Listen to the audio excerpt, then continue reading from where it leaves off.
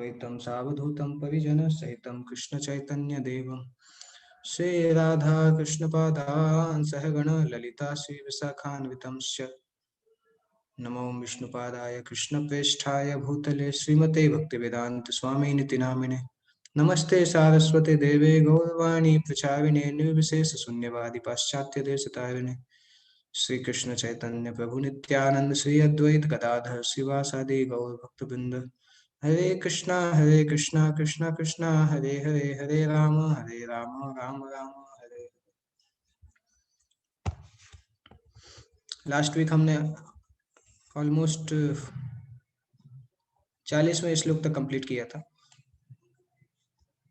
Chapter 4 text 40 वहां तक हमने कंप्लीट किया था। इस अध्याय के 2 ही श्लोक बाकी हैं। उसके बाद नेक्स्ट अध्याय 5वां अध्याय कर्म योग अध्याय चालू करेंगे। तो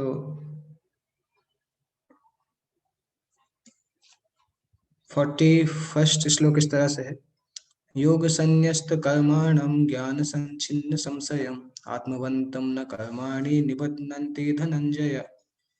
योग संन्यस्त कर्माणि, जिसने योग में स्थित होके अपने कर्म फलों को त्याग दिया है।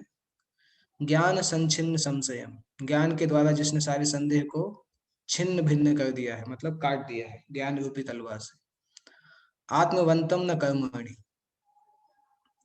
ऐसे आत्मपरायण व्यक्ति मतलब आध्यात्मिक व्यक्ति को निबध्नन्ति धनंजय, कोई भी कर्म उसको बांध नहीं पाते। ये इस श्लोक का मीनिंग है। तो जो व्यक्ति अपने कर्म फलों का परित्याग करते हुए भक्ति करता है और जिसके संशय दिव्य ज्ञान द्वारा विनष्ट हो चुके होते हैं, वही वास्तव में आत्मपरायण है। हे धनंजय, वह कर्मों के बंधन से नहीं बनता। जो मनुष्य भगवत गीता की शिक्षा का उसी रूप में पालन करता है जिस रूप में भगवान श्री कृष्ण ने दी थी, तो वह दिव्य ज्ञान की कृपा से समस्त संशयों से मुक्त हो जाता है। पूर्णतः कृष्ण भावना भावित होने के कारण उसे भगवान के अंश रूप में अपने स्वरूप का ज्ञान पहले ही हो जाता है। अतएव निस्संदेह वह कर्म फल से मुक्त है। भगवत विषय ज्ञान का एक इफेक्ट होता है कि जिससे व्यक्ति सभी संशयों का विनाश हो जाता है। एक श्लोक भी प्रथम स्कंद में 2 अध्याय में आता है कि कौन सा श्लोक है, 2 अध्याय में भिद्यते हृदय ग्रंथि छिद्यन्ते सर्व संशय। उस श्लोक में आता है कि व्यक्ति जब आत्मज्ञान में पूरी तरह स्थित हो जाता है तो हृदय ग्रंथि, उसके हृदय में जो नॉट है, जैसे कोई रस्सी में जब हम गांठ बांधते हैं तो वो गांठ खोलना बहुत मुश्किल होता है, उसी तरह से हृदय में जो गांठ है, हृदय की गांठ है भौतिक आसक्ति। भौतिक आसक्ति को हृदय की गांठ के जैसा बोला जाता है। तो जब व्यक्ति भक्ति करता है तो इस हृदय की ग्रंथि उसकी कट जाती है। विद्यते हृदय ग्रंथि छिद्यन्ते सर्व संशय, सारे संशय भी खत्म हो जाते हैं। जैसे जैसे हम भक्ति में आते हैं तो शुरू में हमें बहुत सारे डाउट रहते हैं। नए नए जब आते हैं तो बहुत डाउट रहते हैं। इस्कॉन के ऊपर डाउट होता है, प्रभुपाद के ऊपर भी डाउट होता है, और भक्तों के ऊपर भी डाउट होता है, कृष्ण के ऊपर डाउट होता है। भौतिक संसार को हम अपना सब कुछ मानते हैं, तो बहुत सारे डाउट रहते हैं नए स्टूडेंट्स के, नए लोग जो भी भक्ति में आते हैं। परंतु भक्ति के प्रोसेस में लगे रहने से धीरे धीरे वो डाउट खत्म हो जाते हैं। जैसे लोगों को बहुत लंबे समय तक ये डाउट रहता है कि कुछ लोगों को ये डाउट रहता है कि कृष्ण भगवान है कि विष्णु भगवान है। कुछ लोग शंकर जी और विष्णु जी को कॉम्पिटिटर मानते हैं। तो ये सब डाउट कई बार भक्तों को रहते हैं। क्लियर कॉन्सेप्ट नहीं होने से या शास्त्र अध्ययन अच्छे से नहीं करने से बहुत समय भी लगता है। परंतु यहाँ पे है भगवान की दिव्य ज्ञान जब मिलता है लोगों को तो ये सब संशय धीरे धीरे खत्म हो जाते हैं। हमने भी देखा है, एक्चुअली मैंने भी देखा है अपने लाइफ में कि ऐसा नहीं कि सभी क्वेश्चन के आंसर मिल चुके हैं या अभी भी मेरे पास भी प्रश्न है जिनके उत्तर मैं ढूंढ रहा हूँ। कुछ कुछ प्रश्न है, परंतु मैंने देखा है कि शास्त्र को अध्ययन करते करते भक्ति करते करते उसका आंसर कहीं ना कहीं आ जाता है। पिछले इतने सारे सालों में जो भी क्वेश्चन रहते थे इनके अगर कहीं नहीं मिल रहा है आंसर, तो मैं सोचता था कि कंटिन्यू करो, और इवेंचुअली वो आंसर कहीं ना कहीं शास्त्र में या कहीं पे मिल जाता था, कोई भक्त के द्वारा सुनने मिल जाता है, या प्रभुपाद की पुस्तक पढ़ो तो मिल जाता है। तो ऑटोमेटिकली भक्ति प्रक्रिया इस प्रकार से है कि जो लगता है उसके संशयों का विनाश होना चालू हो जाता है, और जब व्यक्ति आत्मपरायण बन जाता है तो संशयों से पूरी तरह मुक्त हो जाता है। और संशयों से मुक्त हो जाना मतलब कर्म के बंधन से भी मुक्त हो जाता है। इसलिए लास्ट में भगवान बता रहे हैं तस्मात। तस्मात का मतलब होता है देयरफॉर, इसलिए। तो पूरा दिव्य ज्ञान के बारे में सब कुछ बताने के बाद लास्ट में भगवान बता रहे हैं तस्मात ज्ञान संभूतम हृदस्थम ज्ञानासीनात्मनः, कि इसलिए इस संपूर्ण ज्ञान को प्राप्त करके हृदस्थम ज्ञानासीनात्मनः, हृदय में स्थित ज्ञान रूपी असिन, असिन का मतलब होता है शस्त्र। तो ज्ञान रूपी इस शस्त्र से छित्त्वैनम संशय, अपने हृदय में, अर्जुन के हृदय में भी बहुत सारे संशय थे कि कैसे उनको युद्ध करना है, क्या करना है। तो भगवान बता रहे हैं कि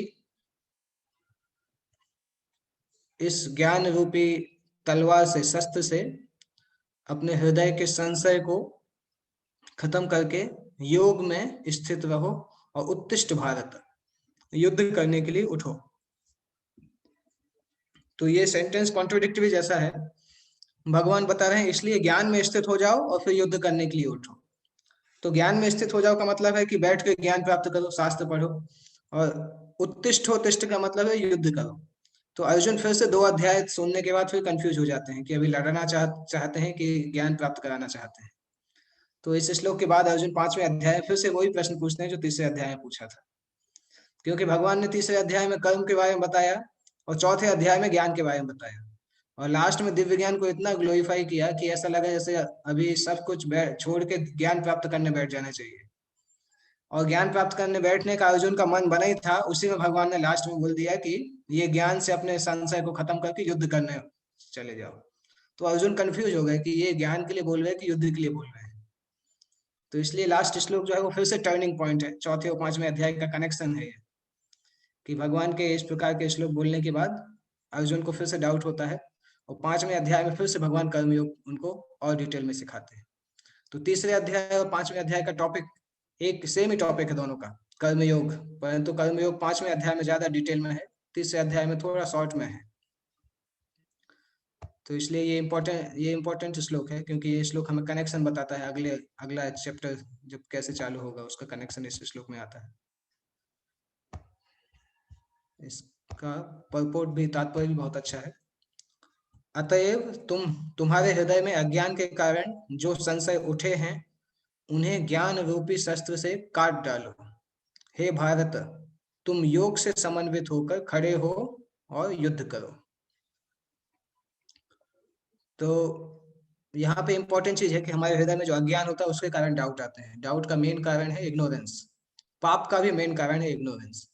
वैदिक शास्त्र बताते हैं कि अज्ञानता के कारण प्रारब्ध अप्रारब्ध कूट बीज फल प्रारंभ होता है। तो इसलिए प्रभुपाद जी बताते थे कि व्यक्ति को अगर संसार से मुक्त करना है तो सबसे महत्वपूर्ण है उसको ज्ञान, आध्यात्मिक ज्ञान देना होगा, क्योंकि अज्ञान होने के कारण ही व्यक्ति पाप करता है। तो अगर अज्ञान खत्म हो जाएगा तो व्यक्ति के पाप कर्म भी रुक जाएंगे। तो अज्ञान के कारण हृदय में संशय है, अतएव तुम्हारे हृदय में अज्ञान के कारण जो संशय उठे हैं उन्हें ज्ञान रूपी शस्त्र से काट डालो। हे भारत, तुम योग से समन्वित होकर खड़े हो और युद्ध करो। इस अध्याय में जिस योग पद्धति का उपदेश हुआ है वह सनातन योग कहलाती है। इस योग में 2 तरह के यज्ञ कर्म किए जाते हैं। एक्चुअली सनातन धर्म हमेशा शास्त्र में लिखा रहता है, हिंदू शब्द शास्त्र में मेंशन नहीं होता है, क्योंकि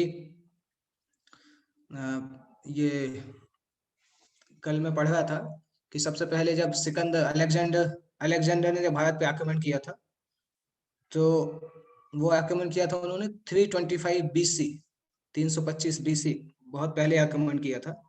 तो पहली बार अलेक्जेंडर ने सिंधु नदी की वैली में जो लोग रहते थे, सिंधु के नॉर्थ वेस्टर्न एरिया में जो लोग रहते थे, उनको उन्होंने इंडस वैली बोला। इंडस वैली शब्द जो है वो बाद में इंडिया के नाम से ब्रिटिशर्स ने बहुत फेमस किया, परंतु सबसे पहली बार सिंधु को इंडस जो नाम दिया था वो अलेक्जेंडर ने दिया था। और अलेक्जेंडर की जो आर्मी थी, मैकेडोनियन आर्मी, वो उसको इंडिया बोलते थे। वहां पे जो लोग रहते थे उनको इंडियंस बोलते थे।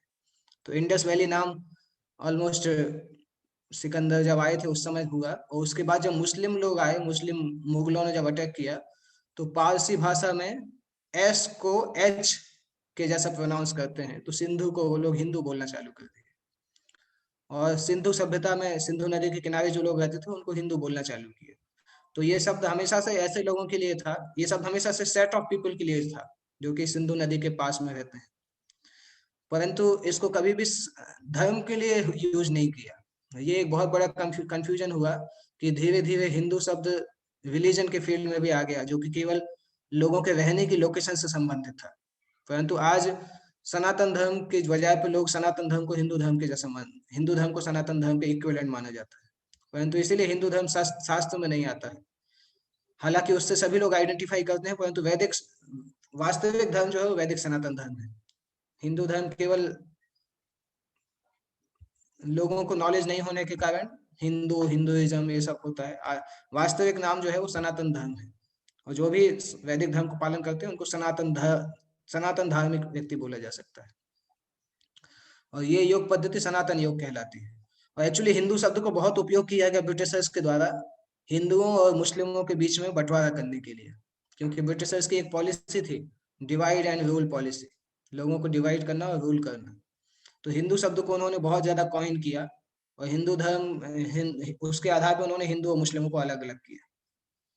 इसलिए वो हिंदू धर्म, हिंदू शब्द बहुत फेमस हो गया। तो बात वास्तविकता में जो ये भगवत गीता का ज्ञान है, या जो भगवान नारायण ने ब्रह्मा जी को दिया था, वो ज्ञान कोई एक एक एक सेक्ट ऑफ पीपल के लिए नहीं था।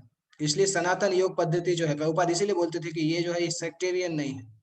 हिंदू धर्म बोलने से सेक्टेरियन लगता है, परंतु वास्तविकता में वैदिक धर्म पूरे संसार के लिए है।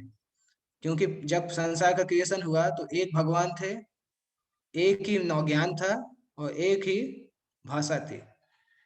भगवान विष्णु उपस्थित थे और वैदिक शास्त्र उन्होंने उन्होंने दिए और संस्कृत भाषा उन्होंने दी। तो ये सब कुछ समान था। और समाज समाज अलग अलग होने से, उसका विघटन होने से अलग अलग चीजें आई। मेनली पिछले 1500-2000 साल में जब से क्रिश्चियनिटी और मुस्लिम लोग आए, तब से ये चीजें ज्यादा चालू हुई। उन्होंने क्लेम करना भी चालू किया कि क्रिश्चियनिटी या जीसस के आने के पहले कुछ नहीं था, सब धर्म एकदम टूट चुका था, जीसस ने आके बचाया या पैगंबर ने आके बचाया। ये सब उन लोगों के क्लेम है। परंतु वैदिक समाज अभी के समाज से बहुत अच्छा था, जो अगर हम वैदिक शास्त्रों में डिस्क्रिप्शन देखते हैं। तो ये योग पद्धति जो है ये सनातन योग कहलाती है। इस योग में दो तरह के यज्ञ कर्म किए जाते हैं, एक तो द्रव्य का यज्ञ और दूसरा आत्मज्ञान यज्ञ, जो विशुद्ध आध्यात्मिक कर्म है। यदि आत्म साक्षात्कार के लिए द्रव्य यज्ञ नहीं किया जाता तो ऐसा यज्ञ भौतिक बन जाता है। किंतु जब कोई आध्यात्मिक उद्देश्य या भक्ति से ऐसा यज्ञ करता है तो वह पूर्ण यज्ञ कहलाता है। द्रव्य का यज्ञ मतलब अपने हमारे पास जो वस्तुएं हैं, जो भौतिक वस्तुएं हमारे पास हैं, वो समर्पण करना। और आत्मज्ञान का यज्ञ मतलब आध्यात्मिक ज्ञान की प्राप्ति करना, आध्यात्मिक ज्ञान का अनुशीलन करना। तो कोई भी यज्ञ अगर आध्यात्मिक ज्ञान के लिए नहीं होता है तो वो भौतिक यज्ञ बन जाता है। हर यज्ञ या हर ज्ञान, हमने देखा था 33 नंबर श्लोक में कि जितने भी यज्ञ ज्ञान है वो सब वास्तविकता में आध्यात्मिक ज्ञान योग में पूर्ण होते हैं। जो भगवत गीता के मार्ग का पालन करता है वह ज्ञान की इन दोनों श्रेणियों को समझ सकता है। उसके लिए भगवान के अंश स्वरूप आत्मज्ञान को प्राप्त करने में कोई कठिनाई नहीं होती है। ऐसा ज्ञान लाभप्रद है क्योंकि ऐसा व्यक्ति भगवान के दिव्य कार्यकलापों को समझ सकता है। इस अध्याय के प्रारंभ में स्वयं भगवान ने अपने दिव्य कार्यकलापों का वर्णन किया है। जो व्यक्ति गीता के उपदेशों को नहीं समझता वह श्रद्धा विहीन है, और जो भगवान द्वारा उपदेश देने पर भी भगवान के सच्चिदानंद स्वरूप को नहीं समझ पाता, तो यह समझना चाहिए कि वह निपट मूर्ख है। कृष्ण भावनामृत के सिद्धांतों को स्वीकार करके अज्ञान को क्रमशः दूर किया जा सकता है। यह कृष्ण भावनामृत विविध देव यज्ञ, ब्रह्म यज्ञ, ब्रह्मचर्य यज्ञ, गृहस्थ यज्ञ, इंद्रिय संयम यज्ञ, योग साधना यज्ञ, तपस्या यज्ञ, द्रव्य यज्ञ, स्वाध्याय यज्ञ तथा वर्णाश्रम धर्म में भाग लेकर जागृत किया जा सकता है। ये इतने सारे डिस्क्रिप्शन दिए हैं। ये पूरा वर्णाश्रम पद्धति का डिस्क्रिप्शन है। विविध देव यज्ञ, अलग अलग देवताओं के लिए यज्ञ करना। ब्रह्म यज्ञ, ब्रह्मा जी ब्रह्म ज्योति की प्राप्ति के लिए यज्ञ करना। ब्रह्मचर्य यज्ञ, सेलिबेसी प्राप्त करने के लिए यज्ञ करना।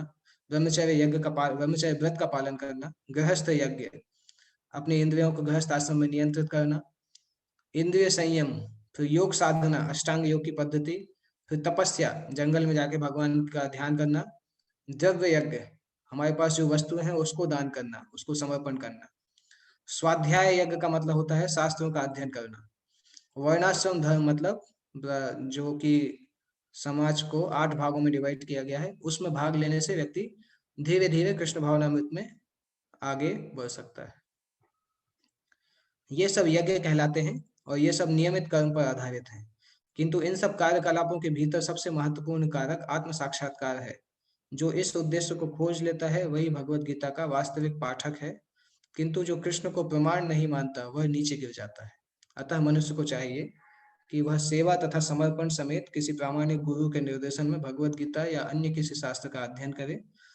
प्रामाणिक गुरु अनंत काल से चली आने वाली परंपरा में होता है और वह परमेश्वर के उन उपदेशों से तनिक भी विपथ नहीं होता जिन्हें उन्होंने लाखों वर्ष पूर्व सूर्यदेव को दिया था और जिनसे भगवत गीता के उपदेश इस धराधाम में आए। अतः गीता में ही व्यक्त भगवत गीता के पथ का अनुसरण करना चाहिए और उन लोगों से सावधान रहना चाहिए जो आत्म श्लाघावश अन्यों को वास्तविक पद से विपथ करते हैं। भगवान निश्चित रूप से परम पुरुष हैं, उनके कार्यकलाप दिव्य हैं। जो इसे समझता है वह भगवत गीता का अध्ययन शुभारंभ करते ही मुक्त हो जाता है। तो इस प्रकार से अध्याय खत्म होता है। इस तात्पर्य प्रभुपाद जी ने अलग अलग आत्म साक्षात्कार की वस्तुएं समझाई, अलग अलग योग यज्ञ को भी समझाया, किस प्रकार से अलग अलग सेक्रीफाइस होते हैं। और हमें चाहिए, सब लोगों को चाहिए कि ऐसे लोगों से सावधान रहें जो कि स्वयं के कुछ स्वार्थ के पीछे दूसरे लोगों को पथभ्रष्ट करते हैं। इसके बाद नेक्स्ट अध्याय आता है, 5वां अध्याय, जिसमें अर्जुन सबसे पहले यही प्रश्न करते हैं। अब उनको जो डाउट आता है वो प्रश्न अर्जुन करते हैं। 5वें अध्याय का नाम भी यही है, कृष्ण भावना भावित कर्म। अर्जुन उवाच संन्यासं कर्मणां कृष्ण पुनर्योगं च संससि यश्रेय एतयोरेकं तन्मे ब्रूहि सुनिश्चितम्। अर्जुन बता रहे हैं, हे कृष्ण, पहले से तो आप संन्यास के लिए बोले थे, मुझे कर्म त्याग करने के लिए कहते हैं, और पुनर्योगम फिर आप मुझे भक्ति पूर्वक कर्म करने के लिए बोलते हैं। क्योंकि 33वें श्लोक में भगवान ने बताया था कि कर्म से भी ज्यादा बड़ा ज्ञान होता है, वो सारे कर्म का अवसान ज्ञान में होता है। 33 नंबर श्लोक में 4थे अध्याय में भगवान ने ऐसा बोला था कि ज्ञान सबसे जरूरी है और फिर ज्ञान प्राप्त करना चाहिए, ज्ञान को ग्लोरीफाई करना चाहिए। तो अर्जुन ने बोला कि आप पहले मुझे कर्म त्याग करने के लिए बोल रहे हैं, उसके बाद मुझे भक्ति पूर्वक कर्म करने के लिए बोल रहे हैं। तो कृपा करके निश्चित रूप से मुझे बताएं कि दोनों में से कौन सा ज्यादा अच्छा है। तो ये कंफ्यूजन हुआ कि कर्म को त्याग करना है कि कर्म करना है। तो उपा जी अच्छा तात्पर्य लिखते हैं समझाने के लिए। भगवत गीता के इस 5वें अध्याय में भगवान बताते हैं कि भक्ति पूर्वक किया गया कर्म शुष्क चिंतन से श्रेष्ठ है। भक्ति पथ अधिक सुगम है क्योंकि दिव्य स्वरूपा भक्ति मनुष्य को कर्म बंधन से मुक्त करती है। द्वितीय अध्याय में आत्मा तथा उसके शरीर बंधन का सामान्य ज्ञान बतलाया गया है। उसी में बुद्धि योग अर्थात भक्ति द्वारा भौतिक बंधन से निकलने का भी वर्णन हुआ है। तृतीय अध्याय में यह बताया गया है कि ज्ञानी को कोई कार्य नहीं करने पड़ते। चतुर्थ अध्याय में भगवान ने अर्जुन को बताया कि सारे यज्ञों का पर्यावसान ज्ञान में होता है। किंतु चतुर्थ अध्याय के अंत में भगवान ने अर्जुन को सलाह दी कि पूर्ण ज्ञान से युक्त होकर उठकर युद्ध करे। अतः इस प्रकार एक ही साथ भक्तिमय कार्य तथा ज्ञान युक्त अकर्म की महत्ता पर बल देते हुए कृष्ण ने अर्जुन के संकल्प को भ्रमित कर दिया है। तो इस प्रकार से भगवान ने जब अलग अलग वस्तुएं बताई, हालांकि भगवान ने ठीक बताया परंतु अर्जुन उसको समझ नहीं पाए, उनको लगा कि दो अलग अलग कॉन्ट्रोडिक्टरी वस्तुएं हैं, तो अर्जुन भ्रमित हो जाते हैं। अर्जुन यह समझता है कि ज्ञानमय संन्यास का अर्थ है इंद्रिय कार्यों के रूप में समस्त प्रकार के कार्यकलापों का परित्याग। किंतु यदि भक्ति योग में कोई कर्म करता है तो कर्म का त्याग किस प्रकार हुआ। ऐसा लगता है कि वह नहीं समझ पाया कि ज्ञान के साथ किया गया कर्म बंधनकारी ना होने के कारण अकर्म के तुल्य है। अर्जुन को एक कॉमन डाउट हुआ, जो कि सामान्यतः लोगों को होता है। लोगों को ये डाउट रहता है कि भक्ति तो सामान्य कर्म है, और भक्तों को सामान्य कर्म जैसा करके देख के वो लोग सोचते हैं कि ये लोग भी हमारे जैसे ही हैं। क्योंकि अकर्म को बोला जाता है कि एक जगह बैठ कर ध्यान लगाना, भगवान के ऊपर ध्यान करना, इसको बोला जाता है ध्यान करना। और अगर भक्त कभी हॉस्टल में जाता दिखता है या बैंक में जाता दिखता है, तो लोग सोचते हैं ये तो सामान्य कर्म है। तो यही डाउट अर्जुन को हुआ कि ज्ञान के द्वारा तो कर्म करने की जरूरत नहीं पड़ती है, परंतु अगर कोई व्यक्ति कर्म करेगा तो फिर वो कर्म से दूर कैसे रहेगा। तो अर्जुन ये नहीं समझ पाए कि भक्ति का जो कर्म है वो बंधनकारी नहीं है, वो मुक्ति के लिए होता है। और भक्ति का जो आध्यात्मिक कर्म है वो अकर्म के जैसे कहलाता है, उसका कोई फल नहीं होता है। तो सामान्य डाउट जो सभी लोगों को होता है वो अर्जुन को भी हुआ। अर्जुन ने सोचा कि अगर मुझे ये ज्ञान प्राप्त करना है तो जंगल जाके तपस्या करना चाहिए। यहाँ पे युद्ध करके या भक्तिमय कार्य करके मैं ज्ञान कैसे प्राप्त करूंगा, ये तो कर्म के जैसा होगा। तो वो डाउट अर्जुन को हुआ, इसलिए अर्जुन ने ये प्रश्न पूछा, जिसमें लास्ट में लिखा भी है, ऐसा लगता है कि वह नहीं समझ पाया कि ज्ञान के साथ किया गया कर्म बंधनकारी ना होने के कारण अकर्म के तुल्य है। जब कोई व्यक्ति भक्ति के द्वारा कार्य करता है, कर्म करता है, तो वो कर्म से बंधन नहीं होता है उसको। वो उसका कर्म जो है वो मुक्ति के समकक्ष होता है। क्या ब्रो? नीचे वाला रूम का चाबी किस पर है?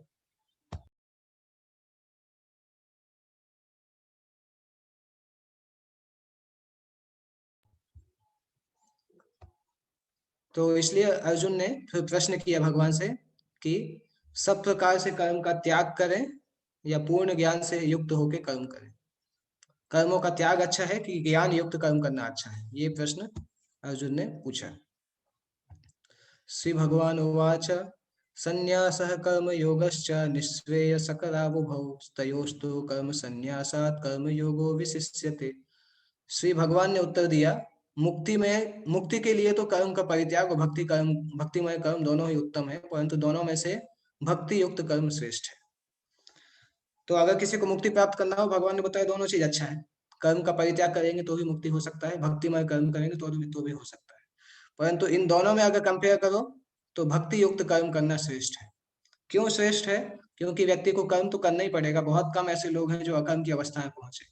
तो अगर कर्म करना ही है तो भगवान को समर्पित होकर जब कर्म करेंगे तब वो कर्म श्रेष्ठ कहलाएगा।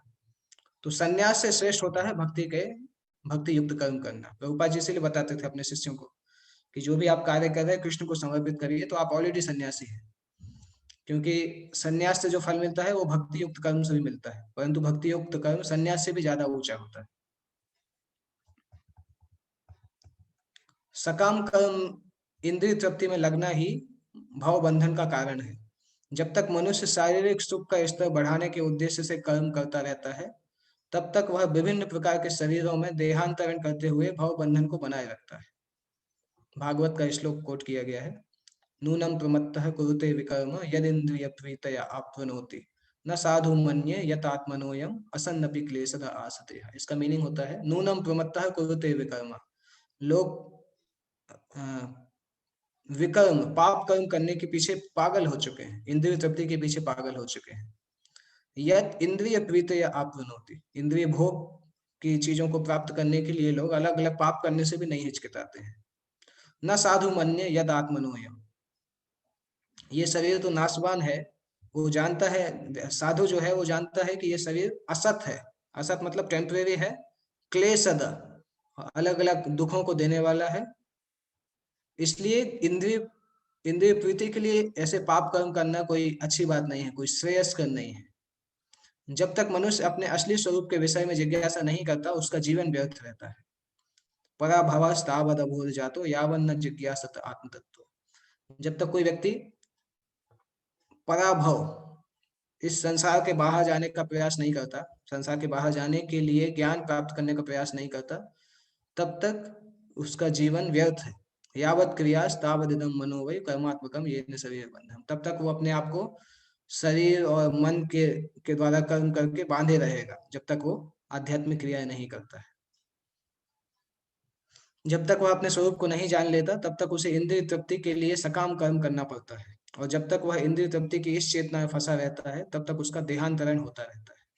भले ही उसका मन सकाम कर्मों में व्यस्त रहे और अज्ञान द्वारा प्रभावित हो, किंतु उसे वासुदेव की भक्ति के प्रति प्रेम उत्पन्न करना चाहिए। केवल तभी वह भवबंधन से छूटने का अवसर प्राप्त करता है। ये जो श्लोक आता है, ये श्लोक भगवान ऋषभ देव ने अपने 100 पुत्रों को सुनाया था। 5वें अध्याय का 5वां श्लोक है, 5वें कैंटो का 5वें अध्याय का श्लोक है कि ऑलरेडी लोग केवल इंद्रिय प्राप्ति के लिए पाप कर्म करने के लिए पागल हो चुके हैं। और साधु पुरुष ये जानता है कि शरीर असत भी है और क्लेश देने वाला भी है। इसलिए जब तक किसी व्यक्ति ने आत्म तत्व के बारे में जिज्ञासा नहीं की है तब तक उसका जीवन व्यर्थ है। तब तक वो अपना केवल शरीर और मन में बंधा हुआ है और कुछ जीवन को पूरी तरह से उपयोग नहीं कर पाता है। इसलिए केवल ये जानना पर्याप्त नहीं है कि हम आत्मा है, शरीर नहीं है। केवल इतना जानने से नहीं होता। इतना तो एक्चुअली देखा जाए तो हिरण्यकश्यपु ने भी अपनी माँ को ये बताया था कि हम आत्मा है, शरीर नहीं है। पूरा स्टोरी सुनाया था आत्मा शरीर के बारे में कि जो ज्ञानी लोग होते हैं वो आत्मा को जानते हैं। इस तरह से पूरा स्टोरी सुनाया था। तो केवल ये जानना सफिशिएंट नहीं है कि हम आत्मा है, शरीर नहीं है। ये आधा ज्ञान है। वास्तविक ज्ञान होता है आत्मा और भगवान का संबंध भी प्राप्त करना, संबंध भी समझना, तब उसको वास्तविक ज्ञान बोला जाता है। जीवात्मा के स्तर पर मनुष्य को कर्म करना चाहिए, अन्यथा भवसागर से, भव बंधन से उभरने का कोई अन्य उपाय नहीं है। किंतु कृष्ण भावना भावित होकर कर्म करना सकाम कर्म नहीं कहलाता है। पूर्ण ज्ञान से युक्त होकर किए गए कर्म वास्तविक ज्ञान को बढ़ाने वाले हैं। बिना कृष्ण भावनामृत के केवल कर्मों के परित्याग से बद्ध जीव का हृदय शुद्ध नहीं होता। जब तक हृदय शुद्ध नहीं होता तब तक सकाम कर्म करना पड़ेगा। परंतु कृष्ण भावना भावित कर्म कर्ता को स्वतः सकाम कर्म के फल से मुक्त बनाता है, जिसके कारण उसे भौतिक स्तर पर नहीं उतरना पड़ता। अतः कृष्ण भावना भावित कर्म संन्यास से सदा श्रेष्ठ होता है, क्योंकि संन्यास में नीचे गिरने की संभावना रहती है। कृष्ण भावनामृत से रहित संन्यास अपूर्ण है। भक्ति रसामृत सिंधु में इसके बारे में बताया है। श्रील रूप गोस्वामी बताते हैं कि ऐसा व्यक्ति जो संन्यास लेने के कारण, जो संन्यास का बहाना बना के भगवान से संबंधित वस्तुओं का भी परित्याग कर देता है, ऐसे व्यक्ति का संन्यास झूठा कहलाता है। फल्गु वैराग्यम फल्गु कथ्यते। जब मुक्तिकामी व्यक्ति भगवान से संबंधित वस्तुओं को भौतिक समझकर परित्याग कर देता है तो उसका संन्यास अपूर्ण कहलाता है। हरि संबंधी वस्तुना का मतलब होता है भगवान से संबंधित वस्तुओं को भी जो मुमुक्षु भी परित्याग हो, जो झूठा बोल के त्याग कर देता है, उस व्यक्ति का संन्यास पूरा नहीं हो सकता है। प्रभुपाद जी बोलते थे कि संन्यास का वास्तविक मतलब है ये समझना कि हम किसी वस्तु के स्वामी हैं ही नहीं। किसी वस्तु के स्वामित्व को ग्रहण नहीं करना संन्यास कहलाता है। जो व्यक्ति सोचता है कि मैं इस वस्तु का मालिक हूँ, वो अपने आप में गलत है, क्योंकि कोई भी किसी वस्तु का मालिक नहीं है। हम सभी हर वस्तु के केयर टेकर हैं। जब तक वो वस्तु हमारे पास है तब तक हम उसकी केयर करते हैं, अन्यथा वस्तुओं के वास्तविक मालिक तो भगवान है। तो संन्यास का मतलब होता है जो व्यक्ति स्वामित्व को ग्रहण नहीं करता। वस्तुतः मनुष्य को यह समझने का प्रयत्न करना चाहिए कि उसका अपना कुछ भी नहीं है, तो फिर संन्यास का प्रश्न ही कहाँ उठता है। तो व्यक्ति यह समझता है कि सारी संपत्ति कृष्ण की है, वह नित्य सन्यासी है। जो ये समझता है कि सब कुछ भगवान का है, वो नित्य सन्यासी है। इसलिए कृष्ण भक्ति में जो व्यक्ति कार्य करता है वो सामान्य सन्यास से ऊपर होता है। इसलिए प्रभुपाद बताते हैं कि अगर कोई व्यक्ति लगातार भक्ति करता रहता है तो फिर उसको अलग से सन्यास आश्रम की आवश्यकता नहीं होती, क्योंकि वो ऑलरेडी सन्यास का जो क्रियाकलाप है, सामान्यतः सन्यास का मतलब भौतिक वस्तुओं का परित्याग, परंतु कृष्ण भक्त उस परित्याग से भी ऊपर होता है, क्योंकि कृष्ण की वस्तु कृष्ण के लिए उपयोग करता है। उसके बाद भगवान ये 30वें श्लोक के बाद नेक्स्ट थीम चालू होता है, नेक्स्ट सेक्शन चालू होता है। तो इसके बाद हम नेक्स्ट वीक में करेंगे 30वां श्लोक करने के बाद। ज्ञेयः स नित्य सन्यासी यो न द्वेष्टि न कांक्षति निर्द्वंदो हि महाबाहो सुखम बंधात् मुच्यते।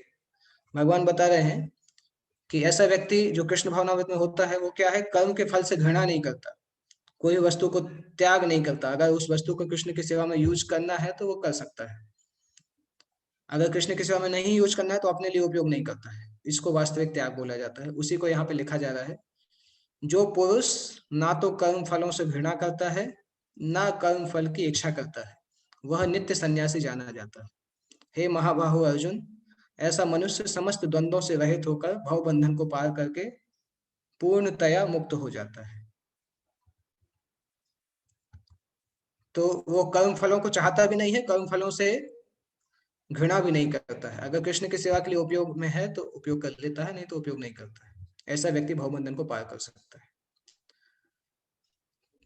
पूर्णतया कृष्ण, बहुत अच्छा तात्पर्य है ये। पूर्णतया कृष्ण भावना भावित पुरुष नित्य सन्यासी है, क्योंकि वह अपने कर्म फल से ना तो घृणा करता है, ना ही उसकी आकांक्षा करता है।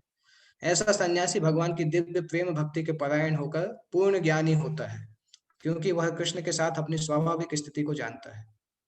वह भली भांति जानता रहता है कि कृष्ण पूर्ण है और वह स्वयं अंश मात्र है। ऐसा ज्ञान पूर्ण होता है क्योंकि यह गुणात्मक तथा सकारात्मक रूप से सही है। कृष्ण तादात्म्य की भावना भ्रांत है, क्योंकि अंश अंशी के तुल्य नहीं हो सकता। यह ज्ञान कि एकता गुणों की है, ना कि गुणों की मात्रा की, सही दिव्य ज्ञान है, जिससे मनुष्य अपने आप में पूर्ण बनता है, जिससे ना तो किसी वस्तु की आकांक्षा रहती है, ना किसी का शोक। उसके मन में किसी प्रकार का छल कपट नहीं रहता, क्योंकि वह जो भी करता है कृष्ण के लिए करता है। इस प्रकार छल कपट से रहित होकर वह इस भौतिक जगत से भी मुक्त हो जाता है। तो बहुत सिंपल तात्पर्य है, हम ऑलरेडी इसको डिस्कस कर चुके हैं कि भगवान के साथ जो हमारा इक्वलिटी होता है, वो इक्वलिटी हमेशा गुणों के आधार पे है,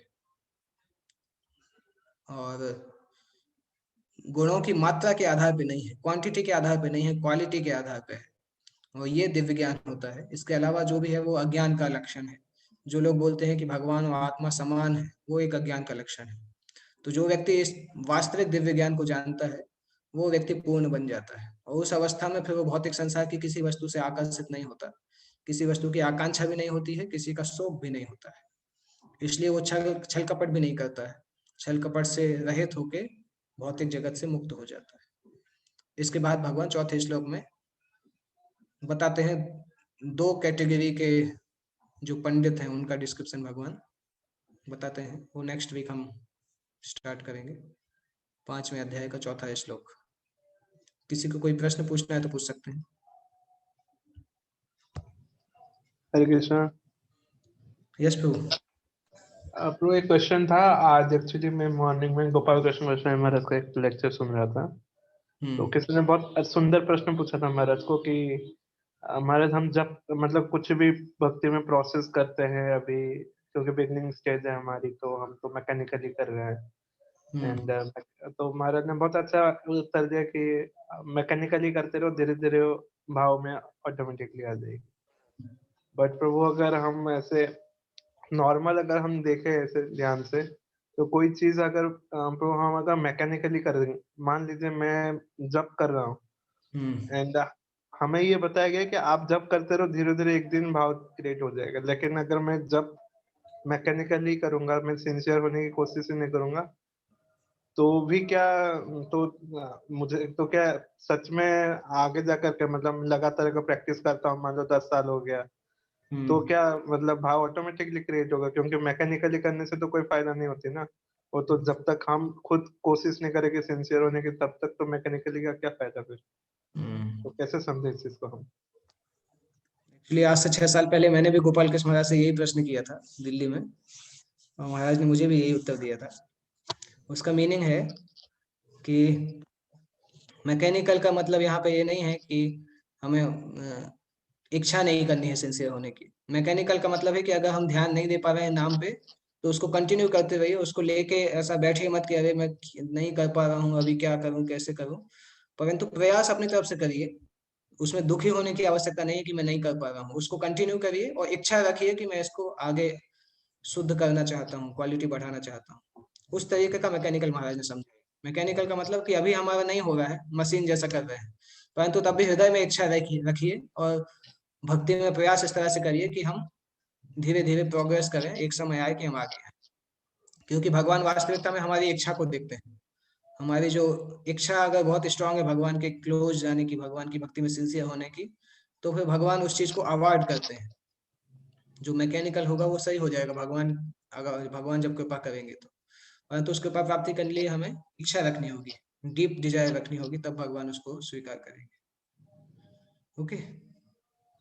यस ब्रो, और एक क्वेश्चन था, किसी ने सेम क्लास में किसी ने और एक क्वेश्चन पूछा महाराज को कि एक एक बार तो उन्होंने प्रश्न ऐसा किया कि मैं प्रसाद खाता हूँ तो लास्ट में मुझे मिठाई खाने की बहुत इच्छा होती है और मैं मिठाई 2-3 बार लेता हूँ, तो ये वो लालसा बनी रहती है, तो क्या ये सही है कि क्योंकि हमारी मन में खाने की इच्छा रहती है? तो महाराज ने बोला हाँ, तो स्वीट खाने के लिए किसने मना किया, खाओ स्वीट लेकिन भोग लगा के खाओ। तो महाराज ने ये उत्तर दिया। तो अभी मेरा इस पर से ऐसा क्वेश्चन है कि कभी-कभी ये जो लालसा होती है, जो हमें खाने की एक इच्छा होती है जो हमारी, अब जैसे हम ये नहीं देखते कि चलो ठीक है, हम तो भोग लगा के खाते ही हम कहते हैं, लेकिन ये इच्छा होना क्या सही है हमारे अंदर की, हाँ हम खाएंगे, मतलब लाइक इसमें क्या होता है कि हम दूसरे डिवोटियों की भी नहीं देखते हैं कि हाँ वो खाए कि ना खाए उससे फर्क नहीं पड़ता, हमारा पेट भरना चाहिए। तो क्या ये क्रिएट नहीं होगा अगर हम ऐसा ये लालसा रखेंगे तो? हाँ, इच्छा होना ऐसा नहीं कि वो बेस्ट चीज है, नहीं होना चाहिए, परंतु वो एक नेचुरल इच्छा है, क्योंकि बाकी सेंस ग्रेटिफिकेशन हम नहीं कर रहे हैं, तो कभी कभी खाने की इच्छा होती है, इसलिए गलत नहीं है। और ये चीज श्योर है कि अगर हम प्रसाद प्रसाद खाते रहेंगे स्वीट में, तो एक समय आएगा जरूर कि हमें फिर उतना अट्रैक्शन नहीं रहेगा, फिर जनरली उतना अट्रैक्शन नहीं रहता है से। वो चीज मैंने भी फील किया कि इनिशियली स्वीट खाने की बहुत इच्छा रहती थी, पर वो धीरे धीरे अपने आप कम होती जाती, फिर ऐसा नहीं होता कि स्वीट हमेशा मिलना चाहिए। तो महाराज ने इसी सेंस में उत्तर दिया। प्रभुपाद ने भी इस तरह से किया कि प्रभुपाद ने गुलाब जामुन बहुत खिलाए थे, परंतु धीरे धीरे डिवोटी जब एडवांस किए तो अपने आप उनका उस तरीके से इच्छा कम हो जाती है। तो वो ऐसी इच्छा नहीं कि उसको पूरी तरह से दबाने की जरूरत है। उसको अगर हम प्रसाद लेते रहेंगे तो एक समय आएगा कि हम उस इच्छा अपने आप कम होने लगेगी। ओके, मतलब इतनी इतनी नेगेटिव इच्छा नहीं है वो, परंतु 100% सही भी नहीं है। Okay okay bro, thank you. ठीक है, और कोई क्वेश्चन पूछना है किसी को?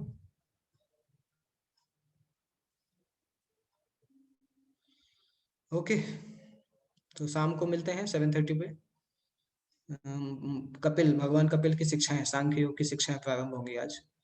2 दिन से क्लास नहीं हुआ क्योंकि मैं वृंदावन में था, तो आज उसको चालू करेंगे 7:30 पे।